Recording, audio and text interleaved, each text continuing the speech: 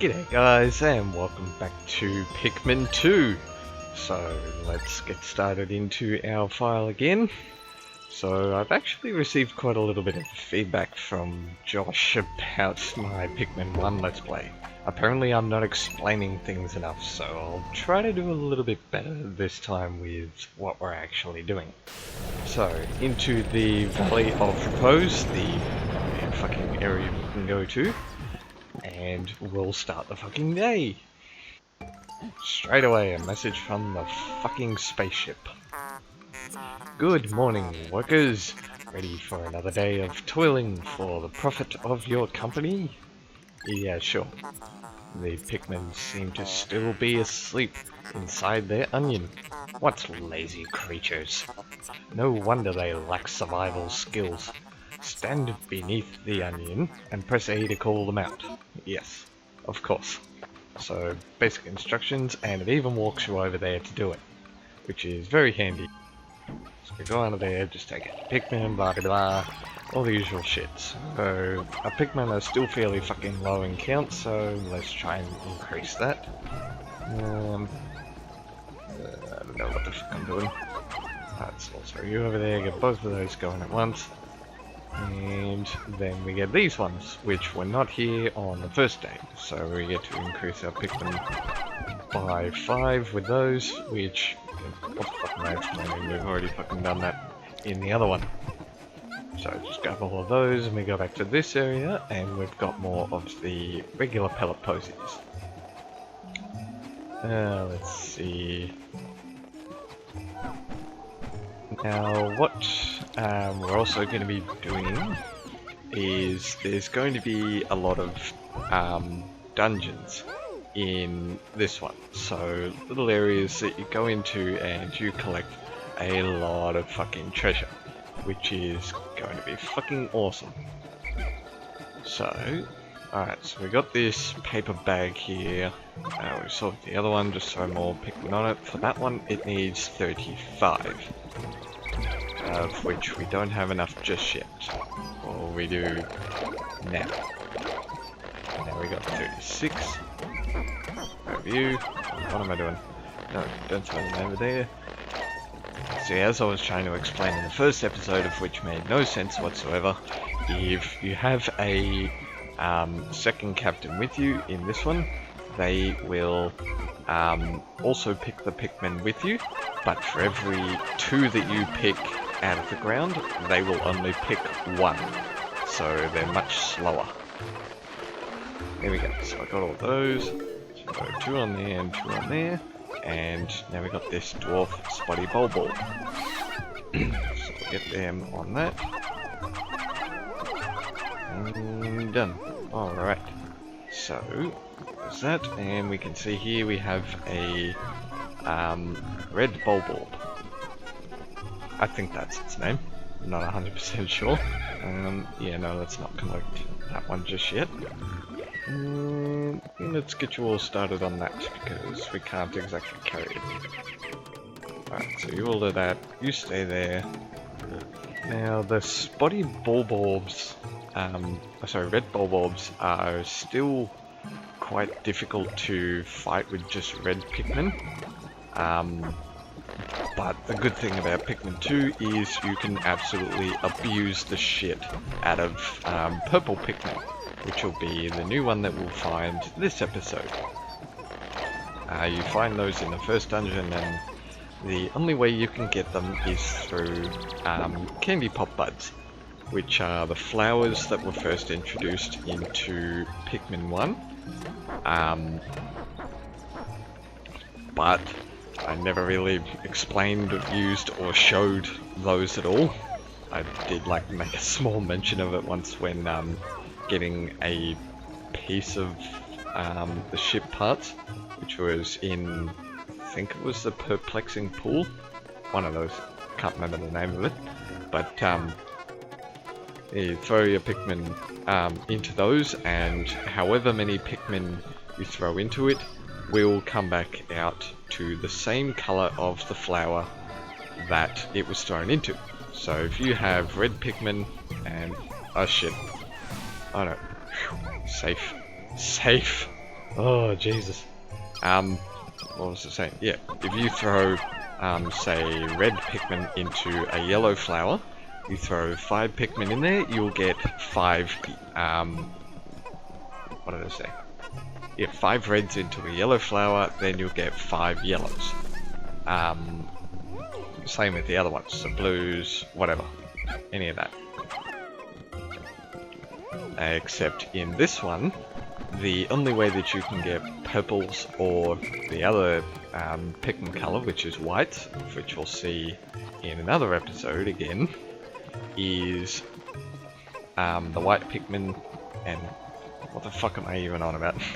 Purple Pikmin and white Pikmin. The only way you can get them is through candy pop buds, and the only places that you'll find them is in the dungeons, which is that hole that was up in the top right corner just before. So we'll just wait for these ones to carry these back, which is of course utterly fucking slow, and we've also got our treasure on the back there, which is good. Let's get those all carried. I should have just fast forwarded through this shit. Let's see. Yep. Good. Get that in there. Excellent. Probably the only thing I don't like about the onions now is how they changed the way that the Pikmin come out. Because they all spray out in little bursts. I don't like that. I preferred it where it was they were all shot out individually. Where it showed like one shot out after another, which was really fucking cool. And my favourite thing of that was when you got something like 50 to 100 Pikmin all coming out all at once. And the only times you could do that, which was... oh, when was that? That was with the silver gem bowl things that you got from the first area, or otherwise the gold one from the special boss that we fought in a previous episode, or the extra bosses episode I showed. And sorry, I made no mention of the fact that we got a treasure worth 170 called utter scrap. Not bad. How could Pikmin destroy such a massive wall when massed? Their might is ferocious. Louis, did Oliver instruct you on proper Pikmin commanding protocol? Apparently not. Olimar, you are falling in your duty as a superior. Allow me to explain on your behalf, because you're a lazy shit. Press A to grab Pikmin, and release to throw them. Call them into a group with B. Yes, basic instructions, thank you. Press C to disband the group. Point at the screen and press down on the D-pad to issue orders. Yes. Press down on D to swarm Pikmin on treasure and enemies or make them march in a line. Yes, it's very useful information. Now, for my favourite parts of Pikmin 2, the dungeons. I absolutely love these. And time does not traverse through it. Interesting. Warm air is welling up from the hole in the ground before you. There. Broken sentence. What could lie underground? What is wrong?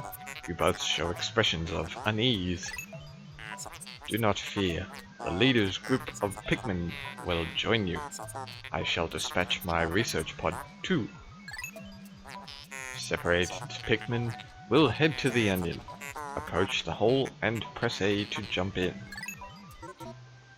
Okay, so basically whatever Pikmin you don't have with you will go to the onion. So I have 70 Pikmin with me.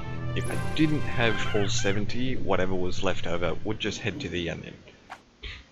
Now, let's see, what was I saying? Yes, dungeons. Dungeons are fucking fun. I like it. And time does not pass while you're in here. So, say you entered this with a quarter of the day passed. Well, hang on. Intriguing, my heat sensors indicating that this hole's interior is warmer than on the surface. Yes, it is. Analysis suggests danger lies ahead, but the promise of treasure is tantalizing. If you wish to check underground terrain, press plus to communicate with me. So he'll show you a map of the terrain. So what I was saying is, yeah, you've got nothing important there. What I was saying is, if you enter this dungeon with a quarter of the day past, then once you finish it, you will still have only a quarter of the day past, which makes it really handy for beating a lot of the different areas all at once.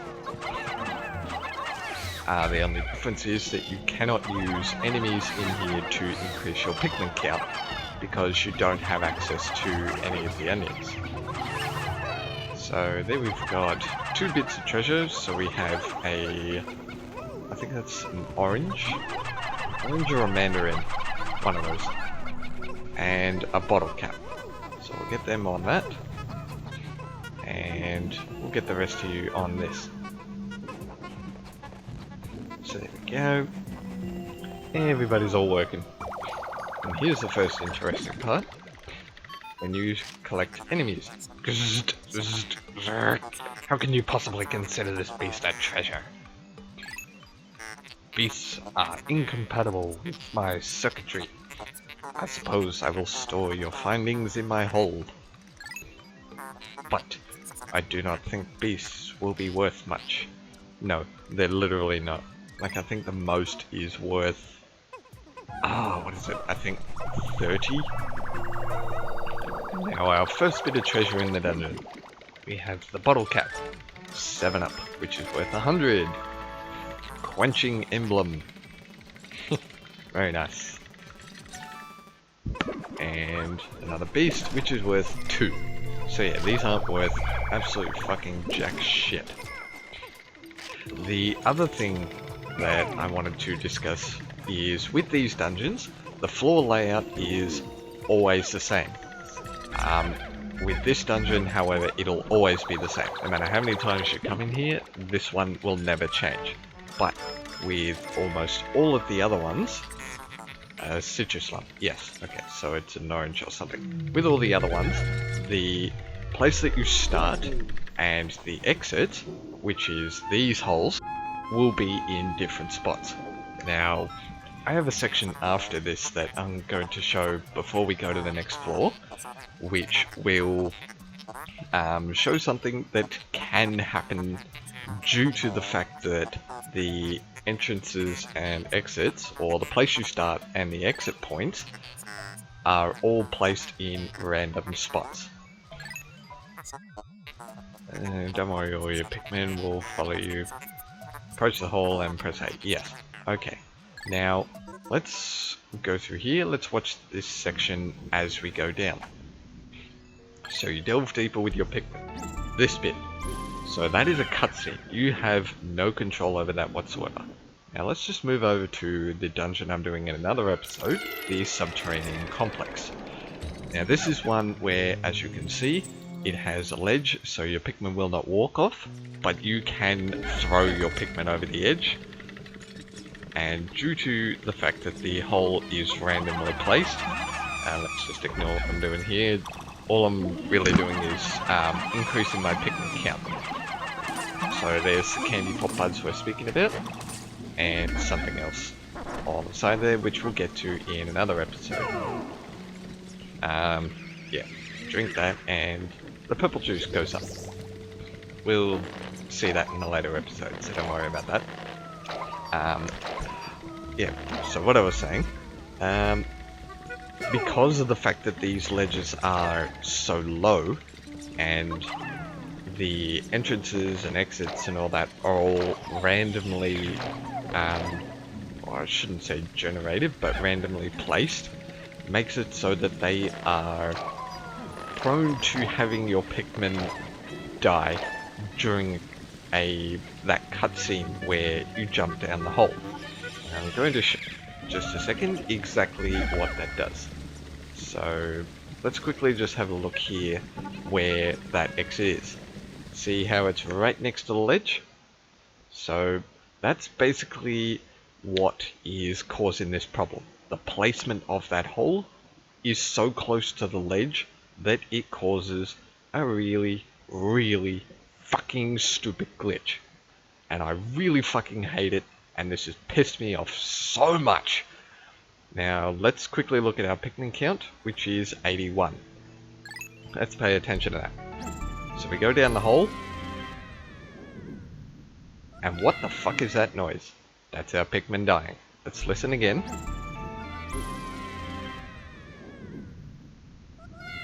Our Pikmin just died. The game saved, so we cannot go back to that floor to change that. But I go down to the next floor, I still have 81 Pikmin. I came into this and thought, what the fuck just happened? What the hell was that noise? I had no idea what the fuck was going on.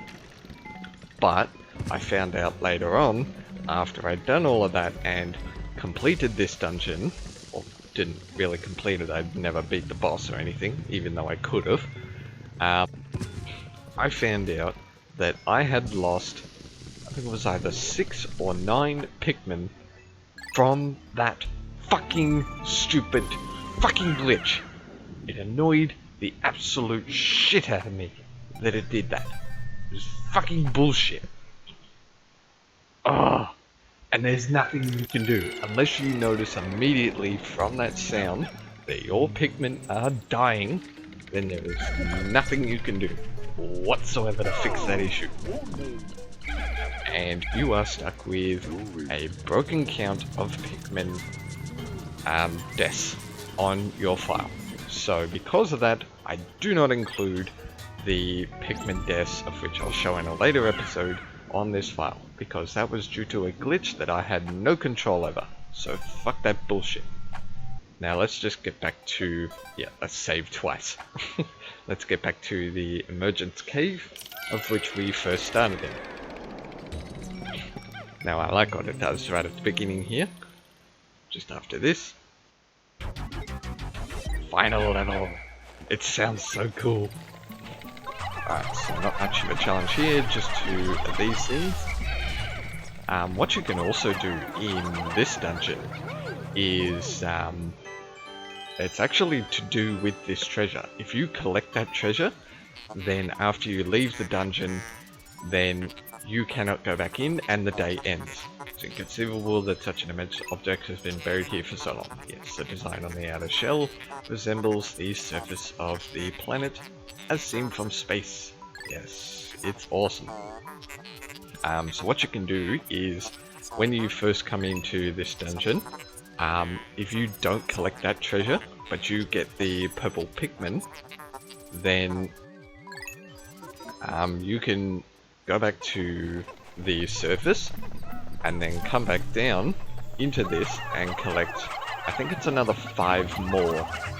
So you start out with 15 Purple Pikmin on the first day, second day, not 10, of which we'll only see 10 in this one today.